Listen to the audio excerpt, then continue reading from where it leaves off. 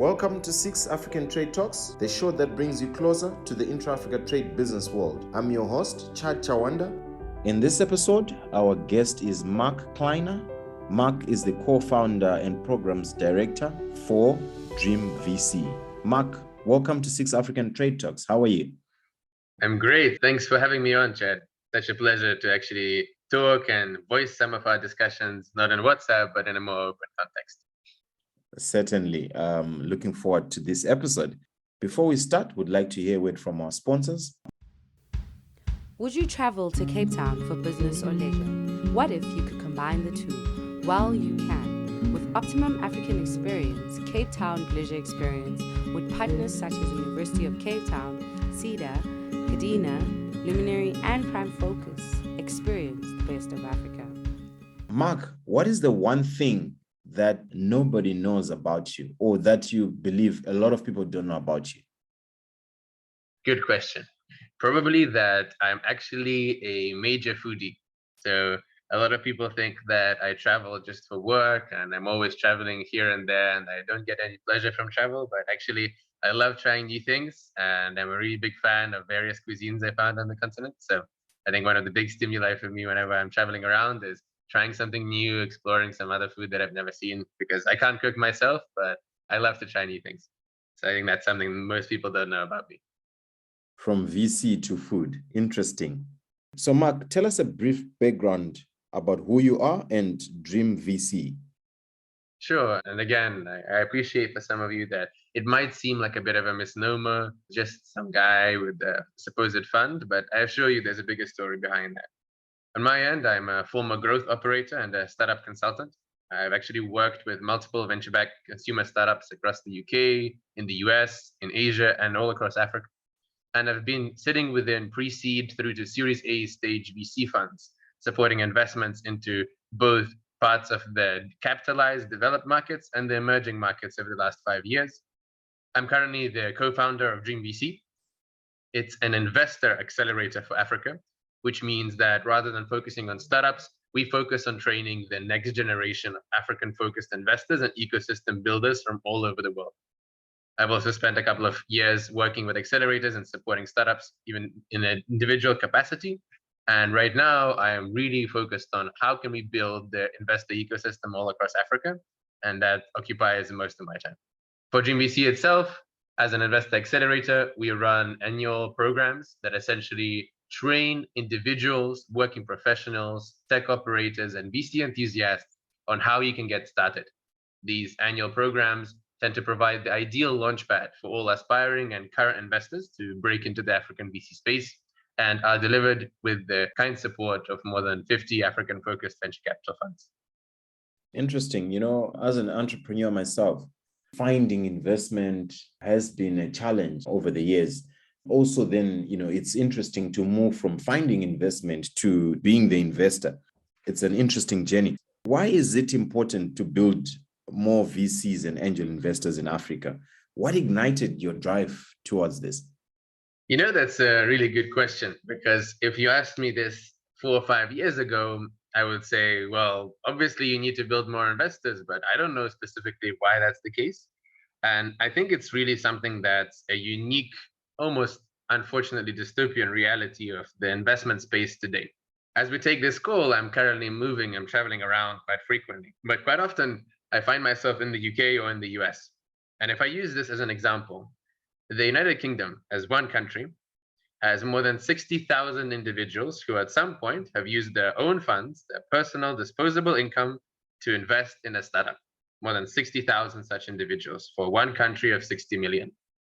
In comparison, across the entire African continent, there are only about 1,000 to 2,000 people that have ever invested in a startup from their own funds. This comparison is the comparison of the number of angel investors actively investing in Africa. And that doesn't reflect the level of entrepreneurship. In contrast, there are thousands of founders, thousands more than there are in Africa than there are across all of the UK, that are building amazing things, but the number of investors just doesn't match up. And that is just at the individual level. Once we talk about the professional venture capital scene, those numbers start to widen even further. London, New York, Tokyo, Singapore, Beijing, these cities are associated with being hubs of venture capital activity.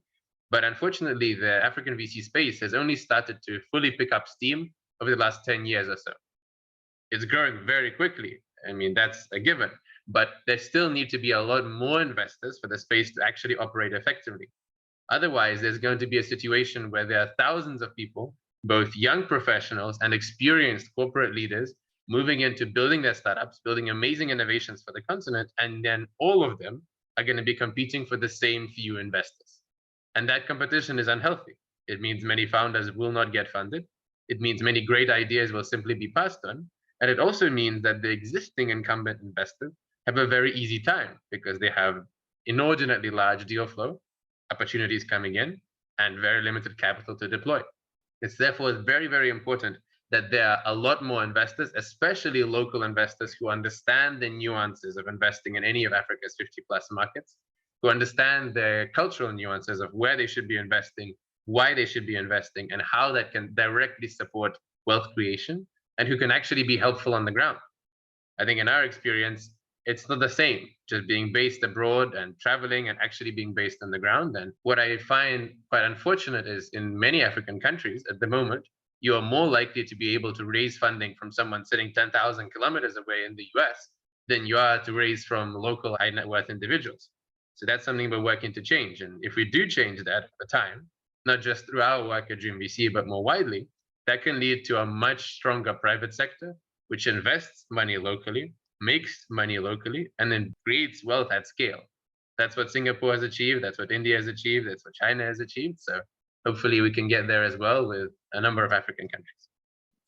You know, that's quite interesting. As you're talking, I could reflect on my journey as an entrepreneur and the number of doors and people that I tried to reach out to in different markets as I was trying to look for funding, and to realize that most of those people that I would come across would have never invested. And I would think that showing them an opportunity would make them jump, but majority of them, it would be their first time to even look at an investment. So the numbers that you've shared are quite interesting. 1,000 to 2,000 in a population of over 1 billion people and probably close to 1 million entrepreneurs. Right, especially when you consider that there's a lot of money locked in family wealth. There's over $50 billion that makes it back every year in diaspora remittance. And we have hundreds of thousands of business owners just on a country level in South Africa and Nigeria and Egypt, Kenya, and a few other markets, let alone across the entire continent. So it's not that the money isn't there, it's that the money isn't looking at innovation and startups and more businesses just yet. Certainly. Speaking of diaspora, how can individuals in the diaspora best support African startups, based on your opinion? Well, there's a lot of ways to plug in, right? So for me, for example, the way I even got started working in Africa was specifically by joining several teams, many of which had experts both domestically and from the diaspora that had come in to leverage international expertise, but tailor it to a local context, building fast-moving fintech, e-commerce, and other operational businesses. I think that's a very easy way for individuals in the diaspora to support, leverage the expertise of high-quality international standards, of sales practices, of funnels and marketing, and bring that from the US, from East Asia, from the Middle East, from Europe, not just from the Western world, but really from any ecosystem that has a useful insight for them, to bring that back to a particular African market. That's a first point. A second one is very simple as well. There are more and more opportunities to invest in African startups, and being based in the diaspora gives you a fantastic leg up over an international investor or potentially even a domestic one. International investors might have a lot of money, but they don't have the cultural context that you would. At the same time, domestic investors wouldn't have access to international lawyers, international investment platforms, and the large amount of resources available for aspiring investors who might be based outside Africa, but investing in the continent. So I think being based in the diaspora means you can leverage your skill set, as I mentioned, but you can also leverage your money directly. Think about it this way.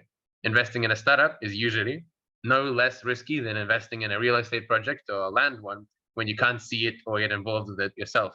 Investing in a startup, though, creates new jobs, creates new wealth, and in some cases can give you a fantastic return. A good example of this is that the diaspora individuals who came in as angel investors, backing startups like Paystack and Jumia, often took back more than a 1,000% return on their money.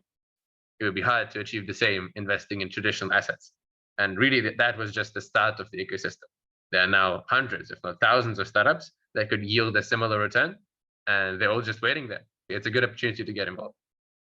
I think so too. And leveraging on the knowledge is very important. And that will also ignite Africans on the continent to invest in startups. So thank you very much for sharing. What other industries have the potential to grow apart from fintech? There are many opportunities apart from fintech. That's actually a really great question, because I think many Western investors, especially, they think that fintech is the only sector that can be successful in Africa. But it's a common misconception. Not only are there many very successful businesses in import-export, trade, manufacturing, and various more hardware or hard product-derived sectors, but at the same time, even within the technology space, fintech is just one of about 20 fundamental sectors. Beyond the ease of moving money, you also need to discuss the ease of moving people, the ease of moving products, the ease of production, the ease of transport, the ease of transfer. All of these things are essential for a private sector to exist. It's on top of these things that we can talk about building new industries. One thing I think many people forget about, because it's such a commonly granted industry in Europe and in the US and parts of Asia, is the ease of data transfer.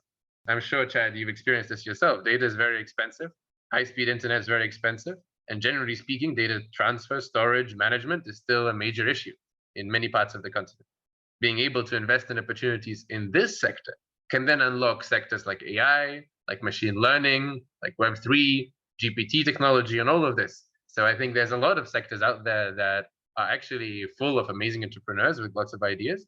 Fintech is just probably the one that's gotten the most attention, because it's one of the critical points of building a sustainable private sector. You need to be able to accept, receive, and make payments.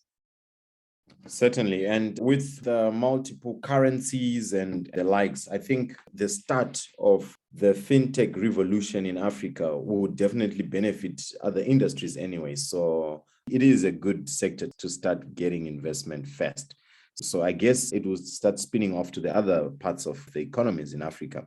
Before we continue, we'd like to hear a word from our sponsors.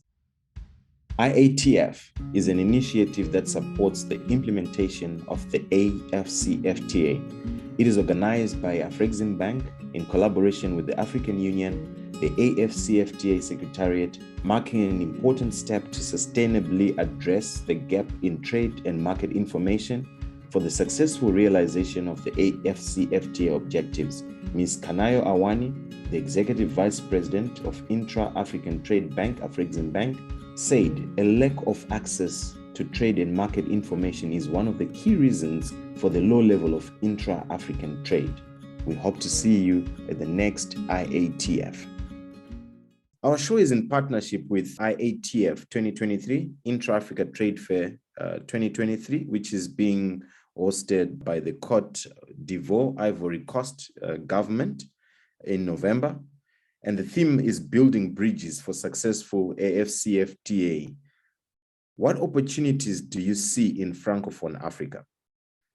Well, we're full of interesting insights today, Chad. I think this is another great question.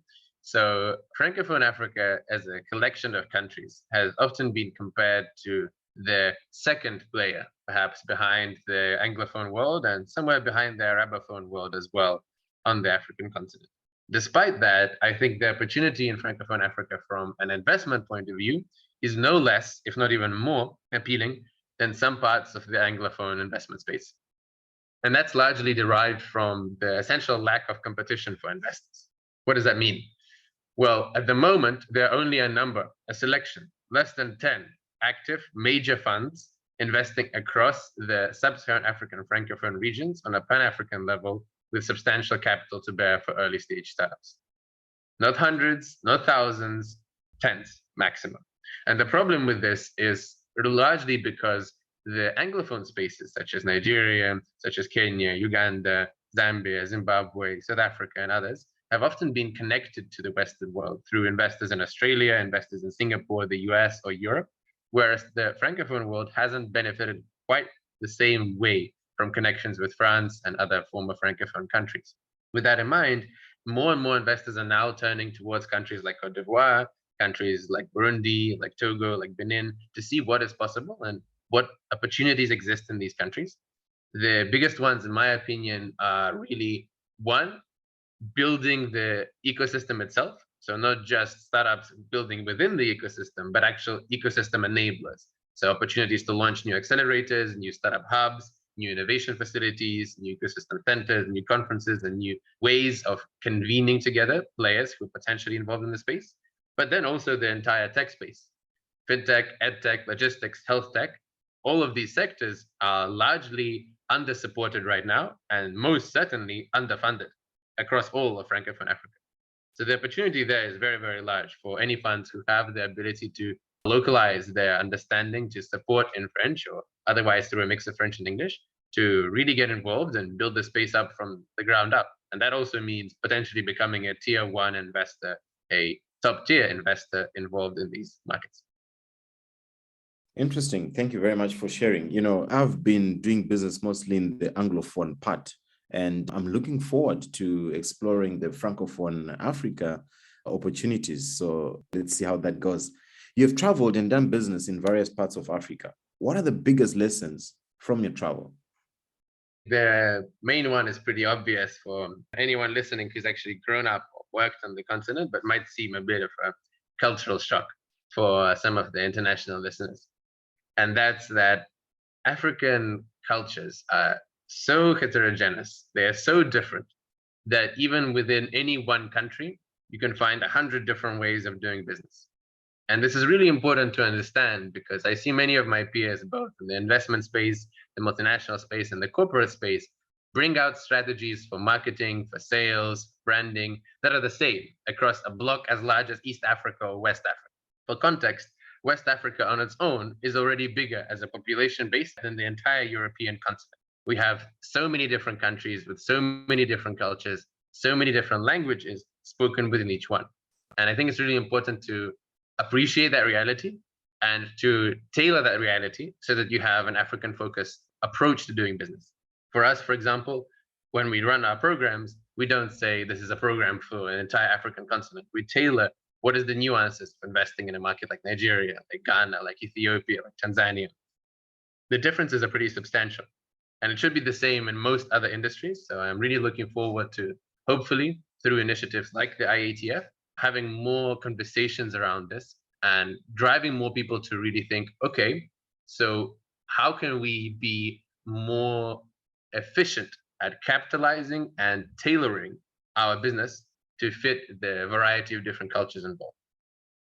Certainly, we need more platforms and initiatives like IATF, which brings all of us together from different parts of the continent. And the AFCFTA is definitely going to bring us together as well as a continent. What are some of the biggest barriers for investors who want to enter the African markets? Well, it's good that you mentioned the ACFTA because I think one of the things that they're doing that is definitely making life easier for any international investors and domestic investors alike who are interested in African business is ease of travel. At the moment, unfortunately, travel across Africa is still more difficult than almost any other continent around the world. It is much easier for someone in South America to travel all across Latin America, someone in North America to travel all across the US, somebody in Europe or in Central Asia or East Asia or Middle East to move around.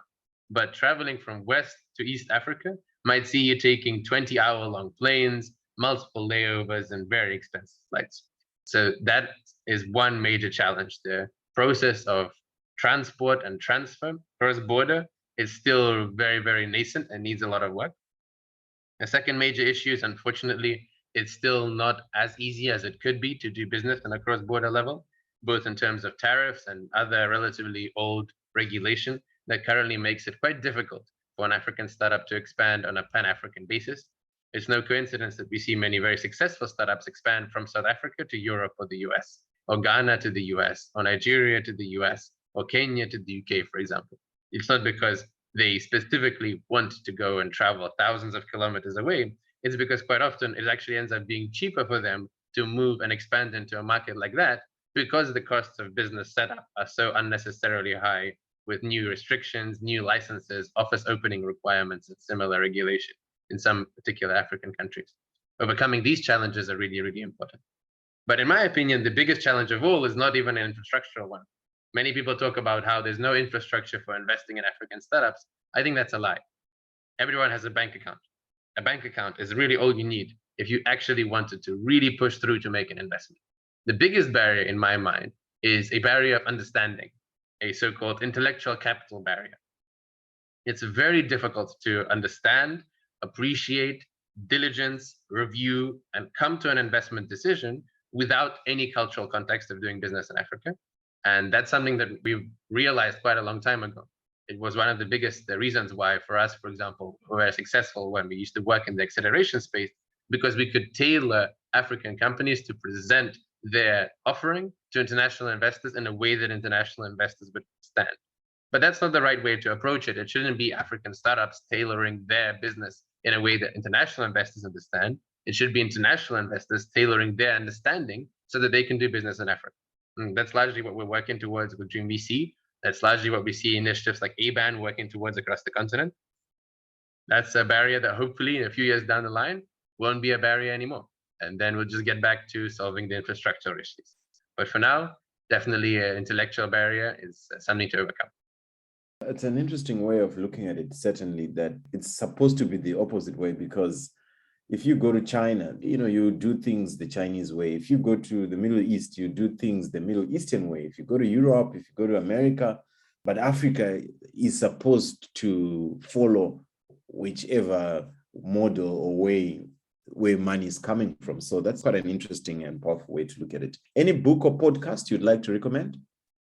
When I was thinking about what I should mention for any recommendations, if you were to ask me this, I was thinking, gosh, who would I not offend by not mentioning their book?